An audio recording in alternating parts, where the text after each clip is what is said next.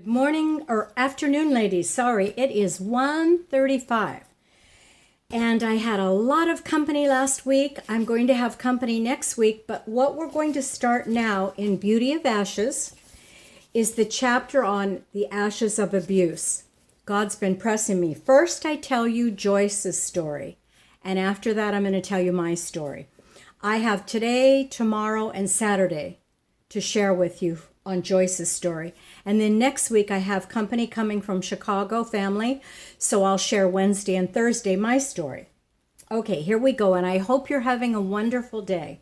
It is Thursday, September 13th. Okay, the ashes of abuse. I believe that most people are abused in one way or another during their lifetime. Almost every person can remember a time when he felt mistreated or she felt mistreated. I also believe there are multitudes of people who have been severely traumatized by abuse that has been inflicted upon them. Some of the definitions of the verb abuse are to put to a wrong or improper use, to deceive, to use so as to injure or damage, to maltreat, to attack in words, to revile. Definitions for the noun abuse include a corrupt practice or custom, improper or excessive use or treatment, misuse, a deceitful act, deception, language that condemns or vilifies, unjustly, intemperately, and angrily, physical mistreatment. You see, some forms of abuse are physical, some are verbal, some are mental, some are emotional, and some are sexual. Any form of ongoing abuse can produce a root of rejection in the individual who's been mistreated. And this sense of unworthiness can then cause major problems in your interpersonal relationships, like between your husband and you, between a good friend, between family members, even in a job situation. Today, we live in a society filled with people who do not know how to get along with other people. Even though the abuse in their lives has stopped, the residue of trauma continues to affect their ability to relate to other people.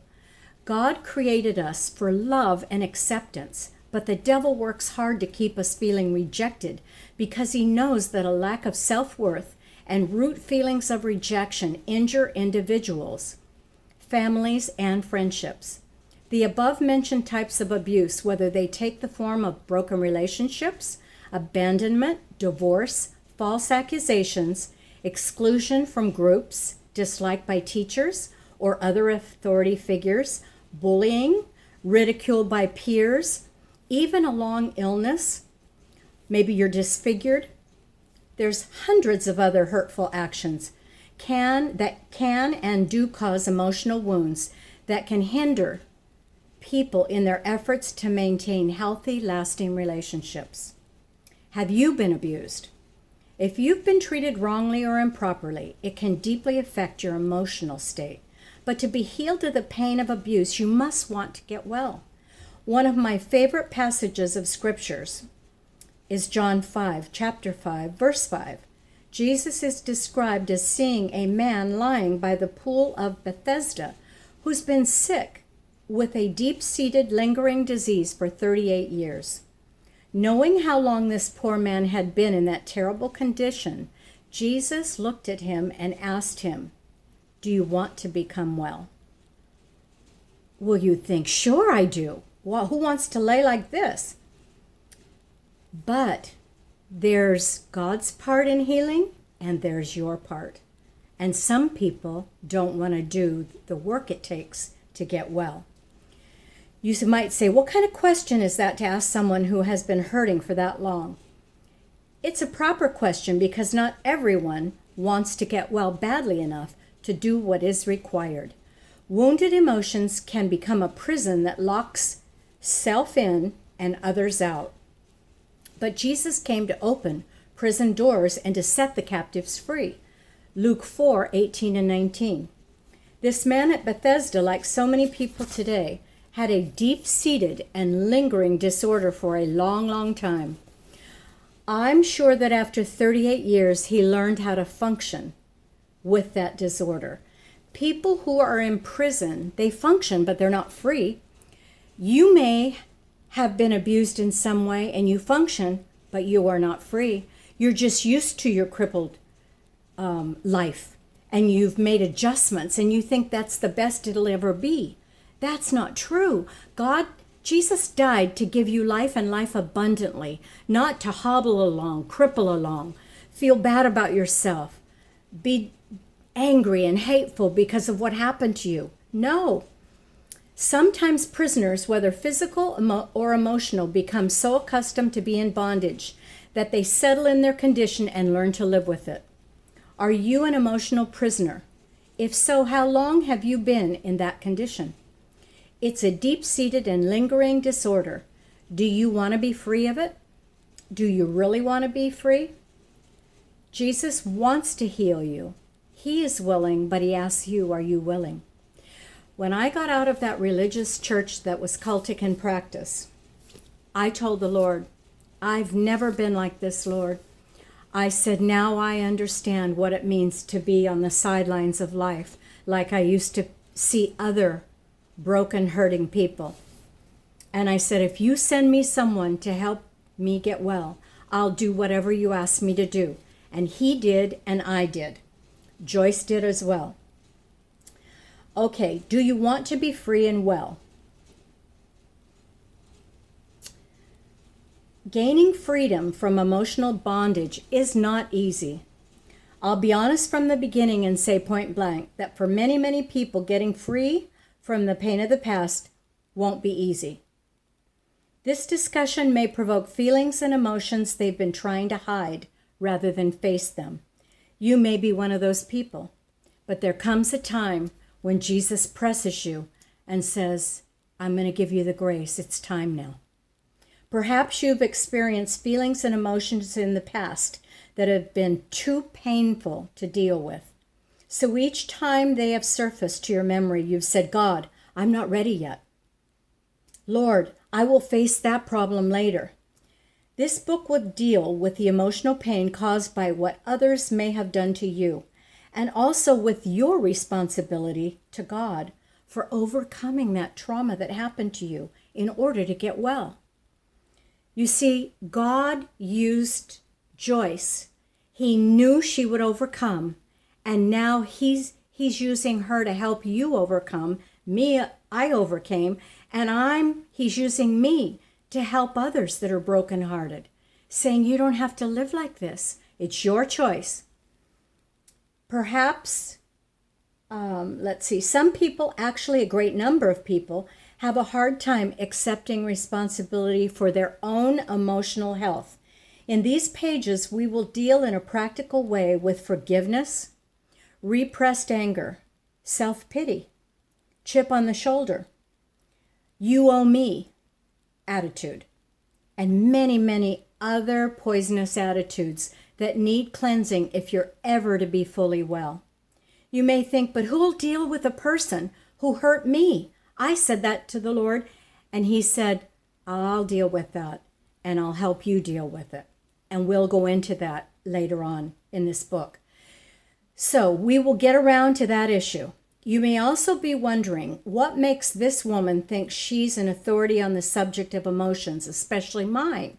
You may have questions you would like to ask me, such as, do you have a degree in psychology? Where did you do your study? Have you been through any of the things I am going through? How do you know what it's like to be caught in an emotional prison?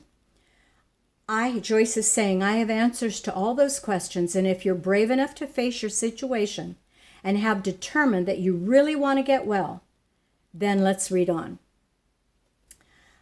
I was so wanting to give back after I was healed that I went through a church lay counselor training program and it took about a year. It was a weekly thing. Each week I had class. And then I, in turn, worked under one of the licensed counselors, and I had my own caseload that he would pass to me.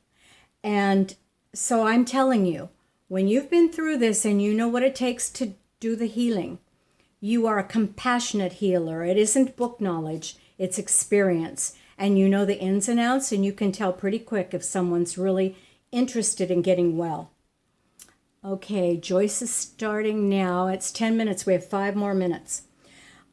Her subheading, I was abused. My schooling, degrees, experience, and qualifications to teach on this subject come from personal experience. I always say I graduated from the school of life.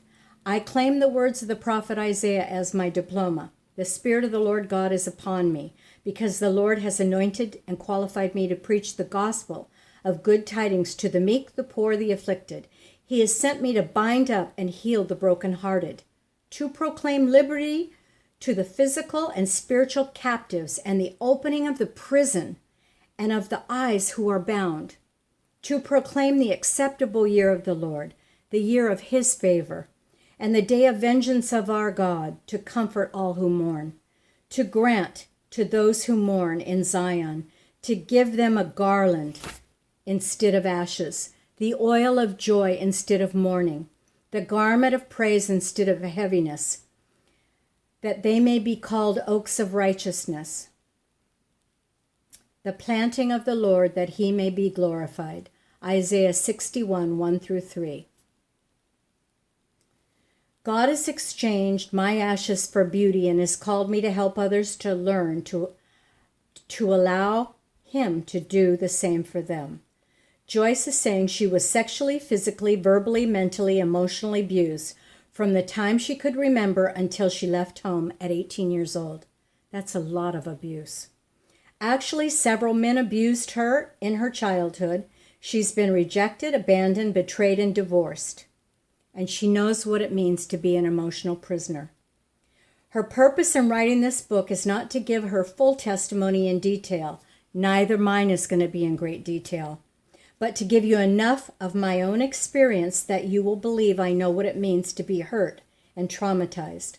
I can show you how to recover from the pain and trauma of abuse. I want to help you, and I can do that better if you truly believe that I understand what you're going through. Before I begin discussing the details of my childhood and sharing some of the things I experienced, I wish to say that in no way do I mean any of these things to be too degrading to my parents. Since the first release of this book, God has been faithful to restore my relationship with them. But I have learned that hurting people hurt other people. That most people who hurt others have been hurt themselves by someone else, and they're not healed yet. It doesn't excuse them at all. God has enabled me by his grace to say, Father, forgive them, for they really did not know what they were doing. I tell this story only for the purpose of helping others who, like me, were abused. We're going to stop there now, and I will tell you it is amazing how God healed Joyce, and it is amazing how he healed me. And you will be encouraged. So just take what I've given you today, pray on it, ask God to open the eyes, your spiritual ears, and your spiritual understanding, and make you have a willing heart to walk through the process. I will be praying for you, and I love you. I'll see you tomorrow.